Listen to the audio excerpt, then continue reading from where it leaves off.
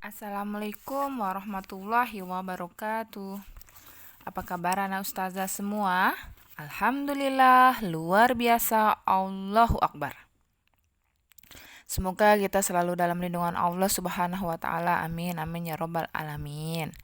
Untuk anak ustazah tetap semangat ya kita belajarnya. Oke, hari ini ustazah akan melanjutkan pembelajaran kita di muatan PKN masih di tema 3 subtema 2, yaitu tentang keberagaman adat istiadat ya. Untuk anak ustazah siapkan buku dan alat tulis antum. Antum bisa buka buku antum Bupena jilid 5A di halaman 178. Sebelum kita memulai pembelajaran hari ini, mari kita berdoa terlebih dahulu. Bismillahirrahmanirrahim. Rabbi zidni ilman warzuqni fahman waj'alni minasyolihin. Amin. Mudah-mudahan pembelajaran kita di hari ini dimudahkan dan dipahamkan ya. Amin amin ya rabbal alamin. Langsung saja ustazah jelaskan tentang keragaman adat istiadat. Adat istiadat adalah perilaku masyarakat yang menjadi ciri khas suatu daerah tertentu. Adat istiadat diterapkan secara turun-menurun sehingga menjadi sebuah kebiasaan dalam kehidupan masyarakat. Adat istiadat dibedakan menjadi dua jenis, yaitu tertulis dan tidak tertulis. Tertulis di sini seperti peraturan atau dokumen. Tidak tertulis seperti cerita rakyat, tarian daerah, dan upacara adat. Setiap provinsi di Indonesia memiliki adat istiadat yang berbeda-beda. Contohnya nih, adat istiadat di Bali yaitu Ngaben ya. Terus di Sumatera Barat Tabui, di Semarang Dukderan, dan di Nias yaitu Lompat Batu Fahombo. Adat istiadat tersebut menggambarkan keragaman suku dan budaya yang ada di Indonesia. Meskipun memiliki adat dan budaya berbeda-beda, masyarakat Indonesia diharapkan tetap saling menghormati dan menghargai satu sama lain ya. Ini tadi udah Ustazah jelaskan, ada contoh adat istiadat ya dari Bali yaitu Ngaben, pembakaran mayat, terus yaitu Jatim namanya Kasada, terus Fahombo Batu yaitu dari Nias tadi ya. Sekarang makna dari semboyan Bhinneka Tunggal Ika. Indonesia memiliki keragaman suku, budaya, adat istiadat, dan agama. Keragaman ini merupakan perbedaan yang menjadi negara Indonesia kaya. Meskipun memiliki perbedaan budaya suku atau budaya atau agama, masyarakat Indonesia tetap bersatu. Hal ini mencerminkan semboyan Bhinneka Tunggal Ika. Yang artinya apa? Berbeda-beda tetapi tetap satu jua. Semboyan ini tertulis pada lambang Garuda Pancasila ya. Semboyan ini mencerminkan masyarakat Indonesia yang tetap bersatu meskipun memiliki perbedaan budaya, suku, dan agama ya. Keragaman yang dimiliki oleh bangsa Indonesia sebaiknya disikapi dengan bijak oleh bangsa Indonesia ya.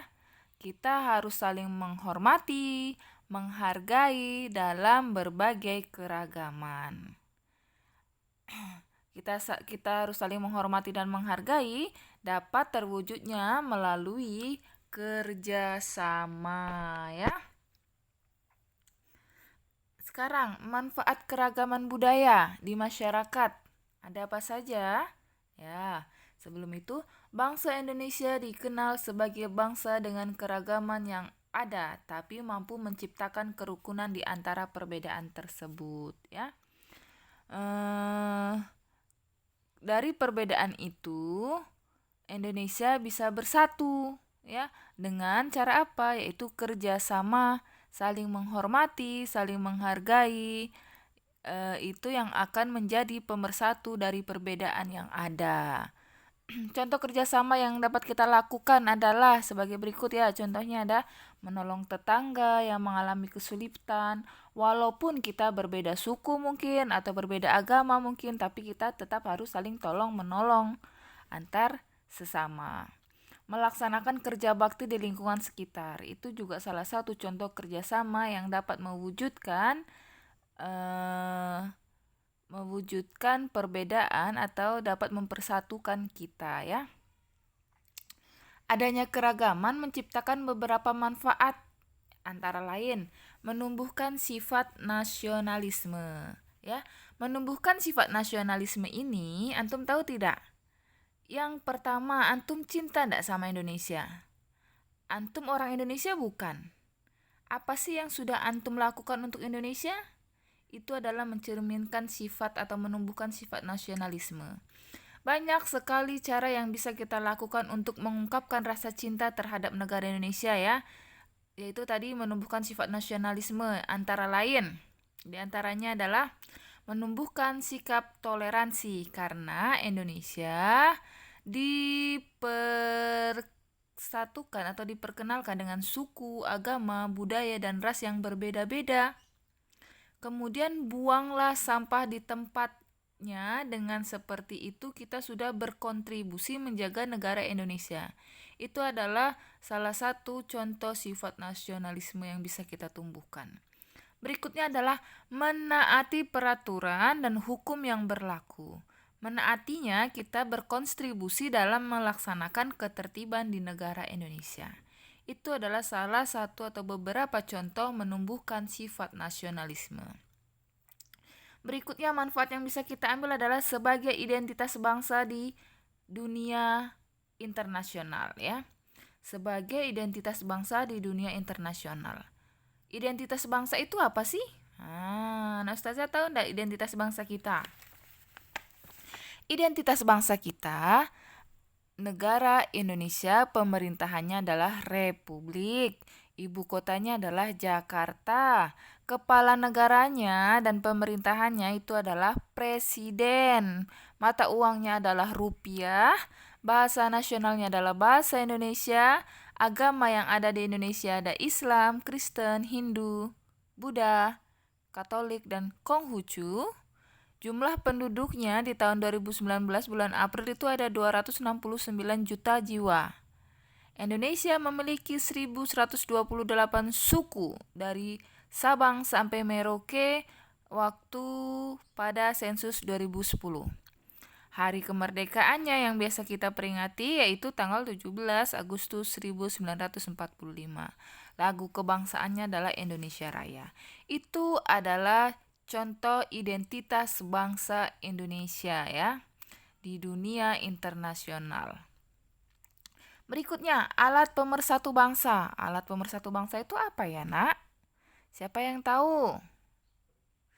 Alat pemersatu bangsa negara Indonesia merupakan negara kepulauan yang kaya akan sumber daya alam dan kaya akan keberagaman suku bangsa. Di antaranya Minangkabau, terus Jawa, Batak, Wamena, dan masih banyak lagi. Hal itu yang menjadikan Indonesia sebagai kesatuan karena kita adalah Bhinneka Tunggal Ika. Berbeda-beda tetapi tetap satu ya, semboyan Bhinneka Ika, semboyan Bhinneka Tunggal Ika. Itu yang menjadi pemersatu bangsa kita. Walaupun berbeda-beda suku, tetapi tetap satu jua ya. Kita tidak boleh pecah walaupun berbeda-beda keberagaman kita, tapi kita harus saling menghormati, saling menghargai satu sama lain. Berikutnya manfaatnya adalah sebagai ikon pariwisata. Indonesia terkenal dengan pariwisatanya ya. Yang Ustazah tahu di ibu kota Jakarta ada Monas, TMII, Ragunan, Ancol, mungkin masih banyak lagi. Di Jawa Barat ada Trans Studio Bandung, Mekarsari, Taman Safari Bogor, Tangkuban Perahu, dan masih banyak lagi. Di Jawa Tengah ada Candi Borobudur, Candi Prambanan, Parangtritis, dan masih banyak lagi ya. Jawa Timur ada Wahana Bahari Lamongan dan Bali Safari, dan masih banyak lagi. Itu adalah beberapa contoh dari pariwisata yang ada di Indonesia. Belum yang ada di Sumatera ya. Sumatera, kalau Sumatera Utara yang Ustazah tahu Danau Toba, Sumatera Barat ada Jam Gadang ya atau pantai-pantainya. Itu adalah salah satu ikon pariwisata Indonesia. Selanjutnya adalah memupuk sikap toleransi. Memupuk sikap toleransi, di mata dunia Indonesia dikenal khas akan keragamannya suku bangsa, budaya, agama, ras, dan bahasa yang saling berbaur jadi satu. Perbedaan inilah yang menjadi ciri khas bangsa Indonesia sejak dulu. Tercermin dalam semboyan Bhinneka Tunggal Ika, perbedaan bukan penghalang pemersatunya individu di Nusantara, melainkan perbedaanlah yang menjadi mempersatukan kita ya. Kurangnya toleransi nantinya akan menjadi pemicu utama permasalahan di negara kita yang merusak kerukunan antar sesama kita ya, sesama manusia. Sikap yang harus kita tanamkan untuk menumpuk